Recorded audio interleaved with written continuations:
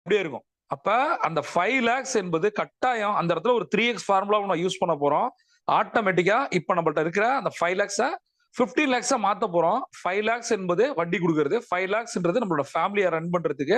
2 lakhs கூட வச்சுக்கலாம். அந்த 3 lakhs கூட கடன் அடைக்கிறதுக்கு யூஸ் பண்ணிக்கலாம்.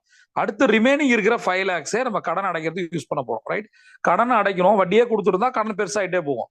அந்த வட்டி குடுப்போம். அதாவது கடன் அடைப்பதற்காக இன்னொருத்தர்ட்ட கடன் வாங்கி குடுத்தா கூட பரவால்ல. ஆனா கடனுக்கான வட்டியையே வேற யார்ட்டயோ வாங்கி குடுத்தோம் அப்படின்னா, நம்மளுடைய நிலைமை ரொம்ப மோசமா இருக்குன்னு அர்த்தம். அதாவது கடன் எப்ப வாங்கணும் அப்படின்னா, உங்களோட தொழில்ல நீங்க முன்னேறணும். இது எனக்கு இந்த மாரி எனக்கு என் ஃபேக்டரிக்கு ஒரு மெஷின் இருக்கு. அது 1 கோடிக்கு வாங்கணும் அப்படின்னா, நம்மளோட ப்ராஃபிட் வந்து டபுள் ஆகும், ட்ரிபிள் ஆகும். அல்லது 20% ஹைக் ஆகும்.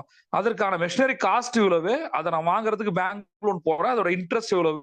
பட் அதையும் தாண்டி எனக்கு பணம் கிடைக்கும். இந்த மாரி நல்ல கடனை வாங்கணும். ஒரு நிறுவனத்துக்கு ஒரு வாகனம் வாங்கணும். டிராவல்ஸ் நடத்துறீங்களா? இன்னொரு ஒரு கார் போட்டா இன்னும் ஒரு எக்ஸ்ட்ரா வந்து ஒரு மாசம் ஒரு